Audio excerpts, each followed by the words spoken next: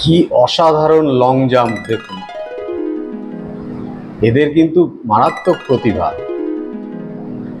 এরাও যদি সঠিক সুযোগ সুবিধা পায় না, তাহলে বিশ্বমানের খেলোয়াড়ে পরিণত হতে পারে, তাই না?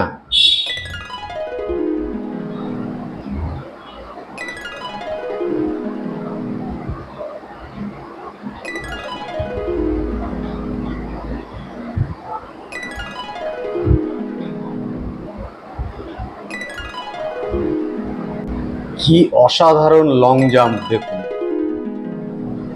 এদের কিন্তু মারাত্মক প্রতিভা।